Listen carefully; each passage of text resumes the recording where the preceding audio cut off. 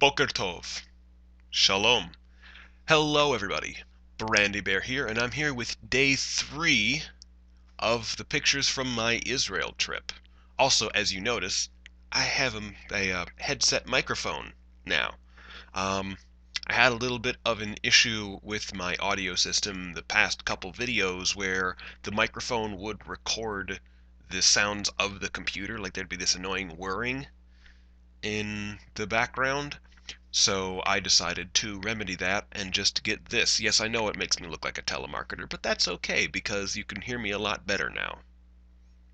But anyway, with that out of the way, let's go on to day 3. Alright, so this first picture is our hotel room at Israel in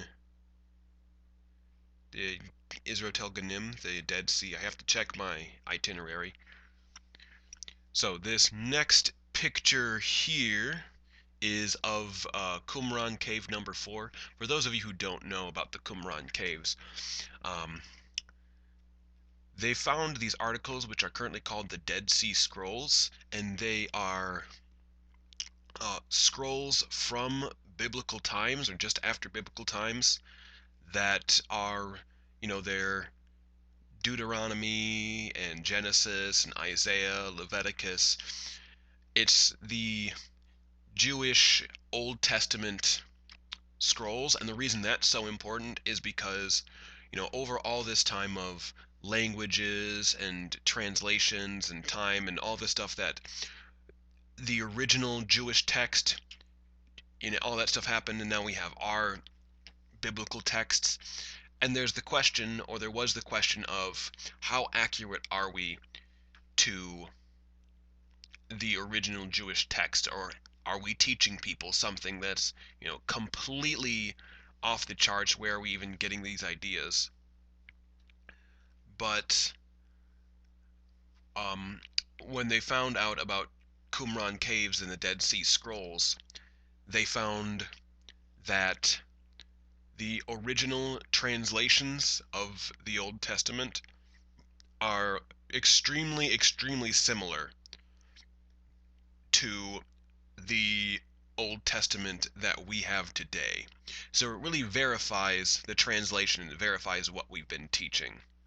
And that's really, really important because so much stuff gets lost in translation. But anyway, then here is a stone wall at Qumran. So this is a room at, where is it? Beit Shean. And then here is some greenery at Beit Shean. See, the thing about Beit Shean is that there was a whole bunch of different civilizations that lived there. They tracked the Israelites, the Philistines, the Romans, the Egyptians. There's lots of different civilizations that wanted this hill country in Israel. And as you can tell, just take a look at this. You can see that everything's green, everything's lush, there's sunshine, there's life. Much, much different from Qumran that I just showed you, or Masada, or any of the desert hill country closer to the Dead Sea. This was very, very desirable for crops as well as population. So a lot of places, a lot of civilizations wanted Beit Shean.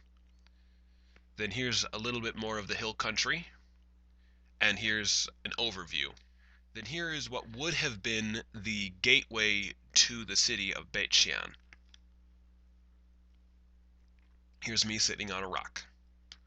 Then here is a recreation of an Egyptian tablet that they found. And here's some Greek carvings in a wood.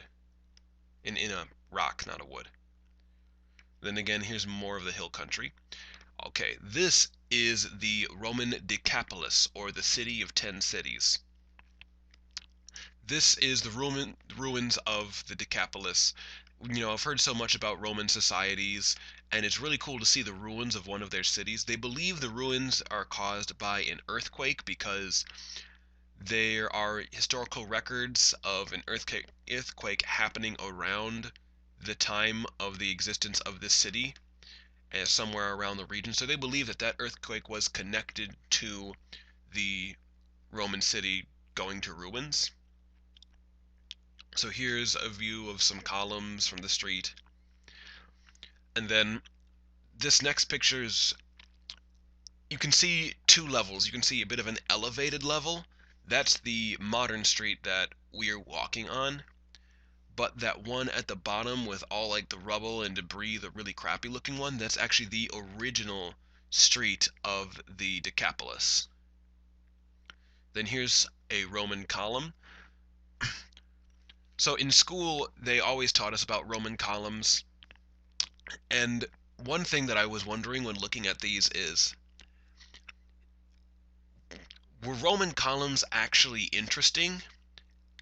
And that's why they were teaching us in school, and I just never realized it because I never actually saw one? Or did they spend so much time teaching us about Roman columns in school that by the time I saw one, I was wired to think it was interesting? You know, one way or another, I thought it was pretty cool. Then here is the tunnel for their water system. They did have flowing water and fountains and whatnot, so here's the tunnel for the waterway like that. Then this is a standing doorway that wasn't taken down during the earthquake. As you can see, it has Greek at the top. I can't read the Greek. Like, I can tell you what the letters are, but I can't tell you anything about what it says.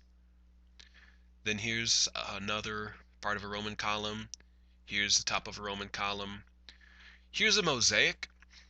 And one thing is, mosaics are genuinely just for rich people, but they're also available at like shops and stuff. So as you can see, there is a little picture of a fish in that hexagon, with some of the outer layer of the hexagon symbolizing waves. So I think that's really interesting because then it makes you wonder who owned this. Like, was it a rich family that liked to eat fish, or was it perhaps a market shop that sold fish? I don't know, but it's really awesome to see that. Then here's me pretending to be Dionysus through one of those, put your face through the hole and pretend to be a person things. I thought it was very entertaining. Then here's us walking down the main street of the Decapolis. Also, you can see my finger in the top corner. Hello, finger. How's it going? Here's some more Greek. I can't tell you what it says, but I can tell you what the letters are, but I'm not going to waste the time. Okay, so here we are in the Theatron, and then there's my finger in the corner again, but there's our tour guide, Yehuda, telling us about the theater and how a lot of it's been reconstructed, but a lot of it is also original. So these columns have been reconstructed, but these ones stay the same. And here's the entrance to center stage. I did theater from elementary school through college, so it was really, really cool to get the idea of what it would be like to walk onto center stage and give a monologue or something. Like, this was really awesome. So here's me performing. I'm actually singing the Phantom's part from the Phantom of the Opera song. It's probably my favorite musical, so I had to resort to it just because I wanted to do something in this historical place. A Roman. How often do you get to sing in the ruins of a Roman theater? Not very often. So these are the original steps of the theater, and this is a bit more of an overhead view of what it would have looked like. So here's my friend Courtney goofing off in the public entries. As you can see, the tunnels are very large, and then you can see they're even larger than originally thought. This is what the public would go into to watch the shows. So very grand, very, exuberant, very Roman. And here we are driving through modern downtown Nazareth. Nazareth, place of Jesus, Jesus of Nazareth. So that's why we went there. So we went to this little place where what they did was they took us back in time, or they pretended to take us back in time. They didn't have a TARDIS or anything, but they pretended to take us back in time and show us what life would have been like in Nazareth at the time of Jesus. So like a cloth or a shawl or something. I don't know exactly what it is, but it's a type of fabric, and this is what fabric at the time of Jesus would have looked like. So it was cool to see that, but we'll see a bit more about that later. So here we are walking through our little time tunnel. What we did was we left this modern um, information station, and then they kind of did this thing where they had us go through this tunnel, and it sent us, well, made it look like it was sending us back in time. So here's an olive tree. It's at least a couple hundred years old. And since I've talked about olives, and since olives and olive oil are very central to biblical things and biblical studies and the culture at the time of the Israelites, I wanted to include a picture of what one looked like because I thought it looked pretty cool. So here's a bit of the hill country, or the hills of Nazareth. So gives you an idea of just generally the kind of surrounding that Jesus would have grown up in. This is an olive press. I mentioned how an olive press works in the first video, so I'm not going to repeat it again, but here's all of us, me and my tour group, at an inside olive press. Then here is a man who pretends to be a Nazareth carpenter, because Jesus was a carpenter. So he's working with some wooden tools and all that, and showing us how everything works. But something interesting that they brought up that I hadn't thought about is, if you notice anything about the architecture, there's more stones than there is wood. And with the opportunity, people wouldn't have limited themselves just to work with wood. They would have also worked with stone, because they would have had stone working tools at the same time. So Jesus's trade in the Bible, it says it's a carpenter, but that probably also would have included stone masonry. So Jesus probably would have worked with stones just as much as he worked with woods, as opposed to a regular carpenter today who just works with wood. So yeah, he would have been pretty much a stonemason. Speaking of stone tools, I found one of their little like stone hammers, so I picked it up and pretended to be Thor. Then here is a Nazareth kitchen. This is what it would have looked like. Okay, so here's where the fabric came from. This woman is weaving these little blankets that they actually sell at the information station, which I called it, like this little place that we're at that does the whole back in time Nazareth thing.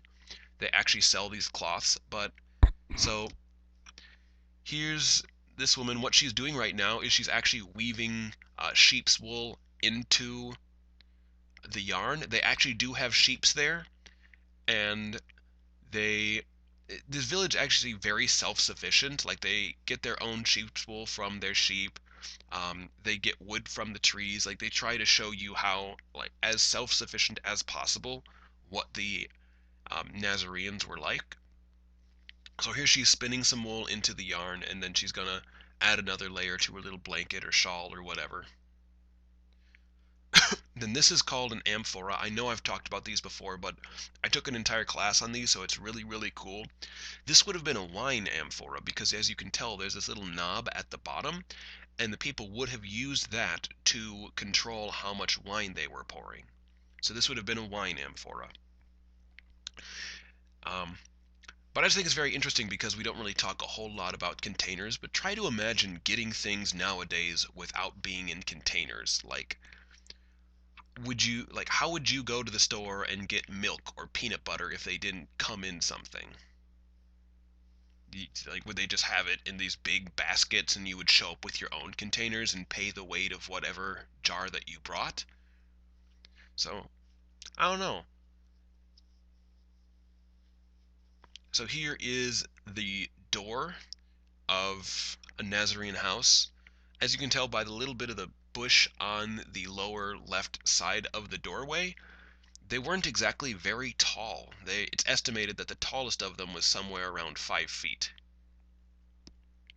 So here we are in a Nazareth synagogue. Well, temple. Synagogue is more a modern term. But yes, here we are in a Nazareth temple. So as you can see, we're seated all along the side, and then the columns hold up everything, and then in the center they would have had the rabbi with his rabbinic table and oils and lamps and everything. So here is the wooden ceiling of the temple. For those of you who know the Bible story where Jesus is healing people in the house, and then people come and they break the ceiling to lower a paralyzed man through, this is the kind of ceiling they would have broken him through. Then here's the rabbinic table. So this little thing in the middle is obviously the rabbinic scrolls of scripture. This is what the rabbi would have read from. And then these aren't, I don't believe that these are original, but they could be. But then these things on these little plates, they are the oil lamps. So this is what olive oil lamps would have looked like. Okay, so here we are outside the back in time thing, obviously. I don't know what it is with Israel, but they have a lot of these things where they take something that's popular in America and then they make like a parody version of it and then they market on that. So here is Pimp My Car, as you can see, which is, I believe, supposed to be a parody of the show Pimp My Ride. And it's just, it's nothing spectacular. It's just, you see so many of these parody stores or parody products here in Israel, and it's extremely funny to me.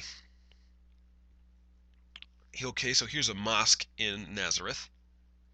Then here we are getting onto a boat at the Sea of Galilee, and this is the view of the city from the Sea of Galilee. And here's my friend snapped a picture of me. So the reason that I really, really love this picture, my favorite Bible story is Mark 4:34-40, where they're on the Sea of Galilee and there's a storm coming and all the disciples are worrying, so they wake up Jesus and he calms it, and then he tells them they need to have more faith, and then they say, who is this man that even the waters and the winds obey him? And that was probably one of the first Bible stories I ever learned, and it's one of the ones I remember. So to be on the sea where that happened, that's just amazing to me. It's really, really sentimental. It's really, really serene. It was a very, very deep and thoughtful moment to me. Then we're leaving right as a storm is about to set in. So this is what beginning of a storm looks like on the Sea of Galilee. Then, speaking of them being on boats, here is a boat that they found from the time of Jesus. No, there's no definite way to say that this was the boat that Jesus was on with his disciples, but this is a fisherman's boat from the time of Jesus that they found caked in the mud on the shore of the Sea of Galilee, so they restored it and everything. And here is a smaller scale of what it would have looked like. So just imagine 13 people being on that in a storm. That'd be crazy. And then here is our hotel room in Nof Ginoskar Kibbutz, which is off the Sea of Galilee. So thank you all so much for watching. If you liked this video, liked the pictures, liked the commentary, please like, comment, and subscribe. I will be following up with day 4 and again the rest of the 8 days from my Israel trip. If you haven't seen any of the other ones, I'm going to put links in the description so you can go check those out if you want to. But hopefully I will see you in the next one.